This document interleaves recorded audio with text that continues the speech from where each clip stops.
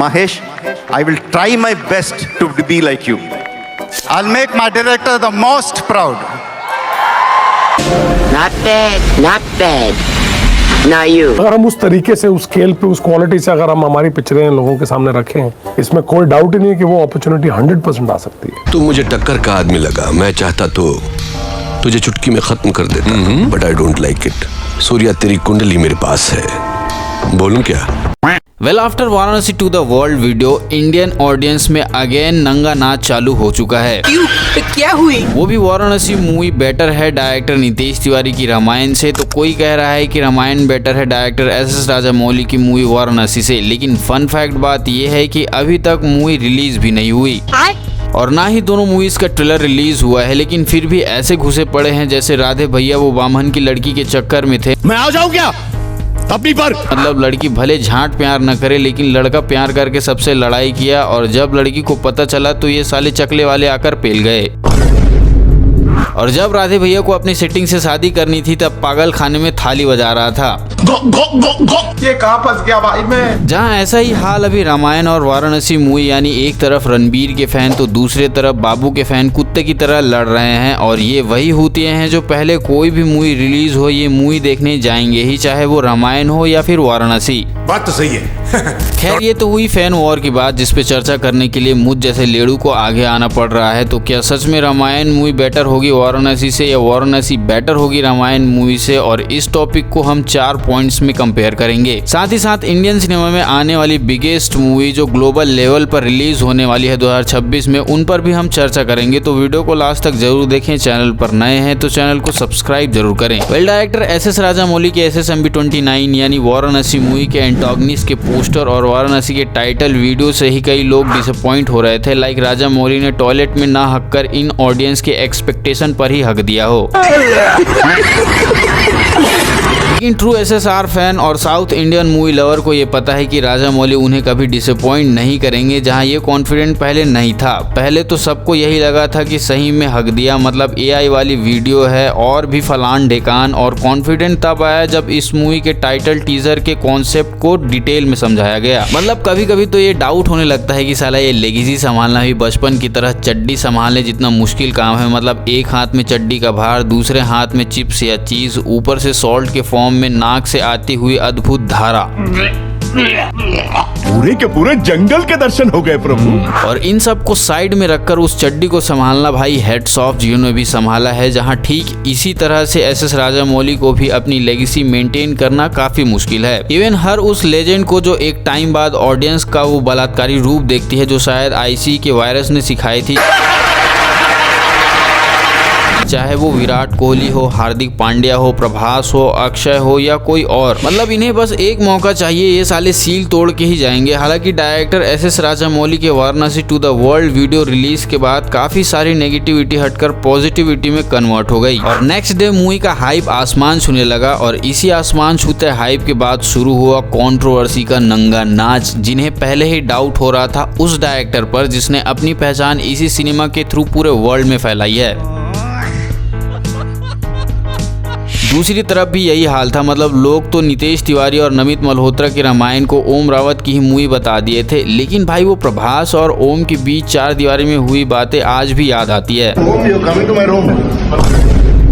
जहां इस मूवी के इंट्रोडक्शन वीडियो आने से पहले भी ऑडियंस यहां ठीक वैसा ही बिहेव करी थी जैसा वाराणसी मूवी के मेकर्स का। लेकिन ये नेगेटिविटी भी ज्यादा देर नहीं रहती। झांटू लोग ऐसे पार्टी बदलते हैं जैसे चड्डी बदल रहे हो। भाई आपका नॉलेज तो कमाल का है भाई। वही मूवी के इंट्रोडक्शन वीडियो आते ही रामायण मूवी का हाइप भी आसमान छूने लगता है, खासकर तब जब प्रोड्यूसर नमित मल्होत्रा अपनी मूवी को लेकर बजट, विजन और आर्टिस्ट के बारे में खुलकर बात करते हैं। और यही बात डायरेक्टर SS राजामौली ने ऑन द स्टेज बोला, वो भी ग्लोब ट्रॉटर वाले इवेंट में। लेकिन बात यह है कि ऑडियंस की कंट्रोवर्सी के अकॉर्डिंग दोनों मूवीज में से कौन सी मूवी बाजी मारेगी, डीनेज VFX कंपनी के CEO की रामायण या फिर इंडियन सिनेमा की आन बान शान डायरेक्टर SS राजामौली की वाराणसी। तो इस टॉपिक को हम 4 मेनली पॉइंट्स में देखने वाले हैं, जो कि दोनों ही मूवीज के लिए बहुत ज्यादा मायने रखेगी। जिनमें पहला विजन, दूसरा डेडिकेशन, तीसरा विजुअलाइजेशन और मार्केटिंग शामिल है। और बात करें पहले पॉइंट यानी विजन की, तो पहले नमित मल्होत्रा और नितेश तिवारी पर आते हैं। वेल डायरेक्टर नितेश तिवारी ने डायरेक्टर राजकुमार हिरानी, संजय लीला भंसाली जैसे विजनरी डायरेक्टर्स को देखते हुए इंडस्ट्री में कदम रखा, जहां इन्होंने अपने शुरुआती कैरियर में सबसे ज्यादा स्क्रीन प्ले, स्टोरी और डायलॉग्स पर ज्यादा फोकस किया और फिर उसके बाद वो डायरेक्शन फील्ड में आए, जहां इनकी कोई भी मूवी एक टिपिकल ड्रामा, एक्शन या फिर किसी भी एक जॉनर पर नहीं होती, लाइक छिछोरे एंड दंगल। और दंगल से याद आया कि इनकी मूवीज में वो सब कुछ है जो रामायण मूवी को टॉप नॉच पर लेकर जा सकती है, क्योंकि रामायण में काफी सारे ड्रामे वाले सीन्स आएंगे जिसमें एक्चुअल में नितेश तिवारी मास्टर हैं। रही बात एक्शन और इमोशन की, तो इमोशन तो आपने छिछोरे और दंगल में देखा ही होगा। रही बात एक्शन की, तो नमित मल्होत्रा ने इसके लिए प्रॉपर सेटअप कर रखा है, वो भी हॉलीवुड एक्शन डायरेक्टर्स के साथ। बाकी main vision producer Namit Malhotra का ही है कि वो इस मूवी को इंडियन कल्चर को, इनफैक्ट इंडिया को दुनिया भर के सामने रखे। दूसरी तरफ डायरेक्टर एस.एस. राजामौली हैं, जिनके अकॉर्डिंग उनकी अब तक की सारी मूवीज प्रैक्टिकल है किसी दूसरे बड़े प्रोजेक्ट को बनाने के लिए, और वो है महाभारत। जी हाँ, डायरेक्टर एस.एस. राजामौली का मेन मोटिव, मेन विजन है महाभारत बनाना। मतलब जरा सोच के देखो कि जो डायरेक्टर अपने प्रैक्टिकल मूवीज को लेकर ऐसा विजन रखता हो तो वो महाभारत को लेकर क्या क्या होगा। और ऐसा मैं नहीं बल्कि एस.एस. राजामौली ने कई बड़ी स्टेजेस में और बिहाइंड द सीन्स में कहा है। लेकिन अगर सिर्फ वाराणसी मूवी की बात की जाए तो यहाँ पर एस.एस. राजामौली और नितेश तिवारी, नमित मल्होत्रा एक ही पोजीशन में होंगे, क्योंकि इनको भी अपनी मूवी ग्लोबल लेवल पर रिलीज करनी है। बात करें दूसरे पॉइंट यानी डेडिकेशन की, तो नितेश तिवारी का डेडिकेशन सबसे ज्यादा दंगल मूवी में दिखाई दिया, just because Aamir Khan production और प्रोड्यूसर्स के सॉलिड रूप से खड़े होने से। लाइक आमिर खान के फिजिकल ट्रांसफॉर्मेशन और मूवी के प्रति लगाव देखकर उनका डेडिकेशन काफी ऊपर गया। और रही बात इस मूवी की, तो इस मूवी को साल 2022 से ही प्लान कर रहे थे, या फिर उससे पहले भी हो सकता है, क्योंकि ऐसा रूमर्स बहुत पहले आ चुका था। लेकिन मेकर्स की टीम ने साल 2022 कहा, तो डेफिनेटली इस वाले प्रोजेक्ट में नमित मल्होत्रा कोई कसर नहीं छोड़ने वाले। और रही बात प्रोड्यूसर के स्ट्रॉन्ग होने की, तो इस बार प्रोड्यूसर के स्ट्रॉन्ग होने के साथ साथ प्रोड्यूसर यानी नमित मल्होत्रा इतने डेडिकेटेड नजर आए कि लीक्ड फुटेज में भी वो रामायण के हर शूटिंग सीन में नजर आए। दूसरी तरफ डेडिकेशन से एसएसआर नहीं बने, बल्कि ऐसा लगता है कि एसएसआर से डेडिकेशन बना है। मतलब ये आदमी इस तरह का ईगो और डेडिकेशन रखता है जो सिर्फ हॉलीवुड डायरेक्टर्स के पास होता है। मतलब पहले ऐसा डेडिकेशन था कि ऑडियंस के क्रिटिसाइज करने पर इन्होंने अपने ईगो को बूस्ट किया, और ऐसा एक बार नहीं बल्कि कई बार हुआ है। जैसे पहले ऑडियंस ने ट्रोल किया कि एस.एस. राजामौली सिर्फ सुपरस्टार्स के साथ काम करके ही मूवी को ब्लॉकबस्टर करवा सकते हैं, तो उन्होंने एक्टर सुनील के साथ मूवी बना डाली, जो कि एक कॉमेडी मूवी और साइड एक्टर का रोल प्ले करता था। फिर ऑडियंस ने कहा कि सुनील भी एक वर्सेटाइल एक्टर है, तो राजामौली ने बिना हीरो की ही मूवी बना दी ईगा, जिसमें आधे से ज्यादा मूवी में सिर्फ मक्खी होता है। और अगर इन सब को साइड भी हटा दो तो बाहुबली के वो 5 साल काफी हैं एस.एस. राजामौली के डेडिकेशन को बताने के लिए, जहां इस पॉइंट पर भी दोनों मूवी के डायरेक्टर सेम पोजीशन में है, लेकिन एस.एस. राजामौली थोड़े से आगे। रही बात तीसरे पॉइंट यानी विजुअलाइजेशन की, तो दोनों ही डायरेक्टर्स विजुअल के थ्रू ही पूरी स्टोरी दिखाते हैं। मतलब कोई भी सीन ऐसा नहीं होता कि फ्लैशबैक वाली स्टोरी सिर्फ एक कहानी के थ्रू ही बताई जाती है। और हाल ही में हुए पॉडकास्ट के अकॉर्डिंग प्रोड्यूसर नमित मल्होत्रा का कहना है कि रामायण एक ऐसी गाथा है जिसमें एक शब्द आता है जिससे कई सारी स्टोरी कनेक्ट होती है, आगे चलकर एग्जाम्पल सेट करती है, और वो है एक बार की बात है। जैसे अहिल्या के पत्थर बनने की कहानी और उनके पिता राजा दशरथ को श्राप मिलने की कहानी, ये सब सीन रामायण मूवी में नमित मल्होत्रा के अकॉर्डिंग विजुअल के थ्रू ही दिखाए जाएंगे, जिसमें देखना ये होगा कि ये विजुअल कितना रियल लगने वाला है, क्योंकि पूरी शूटिंग ब्लू बैकग्राउंड और स्टूडियो बनाकर शूट किया जा रहा है। साथ ही इसमें विकॉन वालकायरी कैमरा का भी यूज किया जा रहा है, जो कि 1 सेकेंड में 2000 फ्रेम्स को लॉक करता है। जहां त्रेता युग में छोटे से छोटे जीव जंतुओं, जानवरों का बहुत ज्यादा सहयोग रहा है, जिसके लिए विकॉन वालकायरी मोशन कैमरा का यूज किया जा रहा है। वहीं एस.एस. राजामौली ग्रीन और ब्लू बैकग्राउंड का यूज तो करते ही हैं, लेकिन इनकी मूवी के बहुत से लोकेशन रियल होते हैं। लाइक हाल फिलहाल में इन्होंने वाराणसी मूवी की शूटिंग सिर्फ 60 दिनों की करी है, जिसमें उड़ीसा और केनिया के जंगलों का इमेज आप सब ने देखा ही होगा, और केनिया के जंगल का सीन आपको अफ्रीका के जंगल जैसा दिखाया गया है। जहां इनके मूवी के विजुअल्स आपको RRR और बाहुबली में दिखाई होगा, जो कि टॉप नॉच पर दिखा। जहां रही बात चौथे पॉइंट यानी मार्केटिंग की, तो दोनों ही मूवीज के लिए अमेरिका का मार्केट शायद बंद ही हो चुका है, क्योंकि डोनाल्ड ट्रम्प ने आउटसाइड की मूवीज पर 100% टैरिफ लगाने की घोषणा कर दी है। रही बात अदर कंट्रीज की, तो रामायण मूवी के मेकर्स हर लैंग्वेज की डबिंग और लिप सिंक की टेक्नोलॉजी यूज करने वाले हैं, जिससे ऑडियंस को ये मूवी काफी हद तक समझ में आएगी। और रूट लेवल पे नमित मल्होत्रा प्रमोशन और हाइप क्रिएट करना स्टार्ट कर चुके हैं। वहीं डायरेक्टर एस.एस. राजामौली भी ग्लोब ट्रॉटर इवेंट के थ्रू मूवी को लेकर काफी कुछ अपडेट रखे हैं, लाइक रामायण गाथा का कॉन्सेप्ट, महेश बाबू एस श्रीराम के कैरेक्टर। और इन्हें साइड भी हटा दो तो केनिया में जब एस राजामौली जब गए थे तब ये अपडेट थी कि ये मूवी 120 लैंग्वेज नहीं बल्कि पूरे 120 कंट्रीज में रिलीज होगी। खैर अब मार्केटिंग का लेवल तभी समझ में आएगा जब मूवी रिलीज डेट नजदीक होगी। बाकी इन चारों पॉइंट्स में दोनों ही मूवीज काफी हद तक सिमिलर है, बट एस राजामौली कुछ पॉइंट्स से आगे हैं क्योंकि इनके लिए कोई नई बात नहीं होगी, लेकिन नमित मल्होत्रा और नितेश तिवारी के लिए ये बात बहुत हद तक नहीं होगी। और ये बात तभी समझ में आएगी जब दोनों ही मूवीज के ट्रेलर रिलीज होंगे। बाकी नेवर जज a book by its cover. बात करें साल 2026 में आने वाले ग्लोबल प्रोजेक्ट्स की तो पहला आएगा टॉक्सिक, जिसमें हॉलीवुड के स्टंट डायरेक्टर काम कर रहे हैं और इस मूवी का रिलीज डेट मार्च 2026 रखा गया है। वहीं दूसरे नंबर पर भाई की मूवी है एडली के साथ, जिसमें हॉलीवुड स्टूडियो काम कर रहा है और इस मूवी का बजट 1500 करोड़ बताया जा रहा है, जो कि साल 2026 में रिलीज होगी। वहीं ये दोनों मूवीज भी ग्लोबल ऑडियंस को टारगेट करेगी। खैर आप कौन सी मूवी का वेट कर रहे हो और कौन सी मूवी ग्लोबल लेवल पर झंडा गाड़ेगी, कमेंट करके जरूर बताएं। बाकी इस वीडियो में इतना ही, मिलते हैं नेक्स्ट वीडियो में। वीडियो कैसी लगी कमेंट करके जरूर बताएं।